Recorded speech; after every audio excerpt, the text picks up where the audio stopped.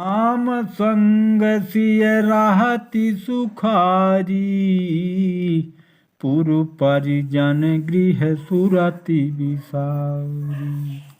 छिनु छिनु पिय विधु बदन निहारी, प्रमुदित मन भु चकोर कुमारी।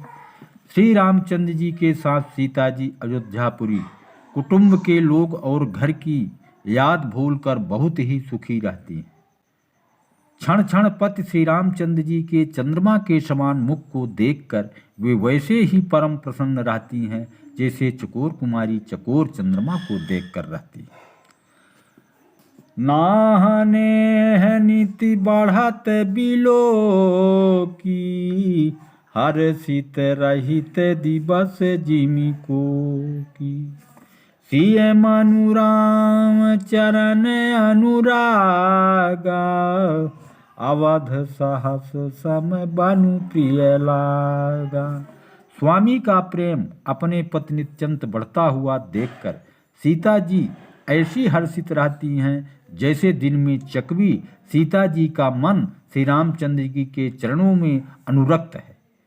इससे उनको वन हजारों अवध के समान प्रिय लगता है।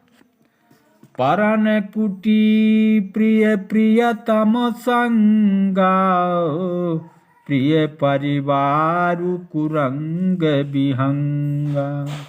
सास ससुर सम मुनि तिय मुनि बर, असनु अमिय सम कंद मूल फर। प्रियतम श्री रामचंद्र जी के साथ पर्णकुटी प्यारी लगती है। मृग और पक्षी प्यारे कुटुंबियों के समान लगते हैं। मुनियों की स्त्रियां सास के समान, श्रेष्ठ मुनि ससुर के समान और कंदमूल फलों का आहार उनके अमृत के समान लगता है। नाथ साथ साथरी सुहाई, मयन शयन सम सम सुखदाई।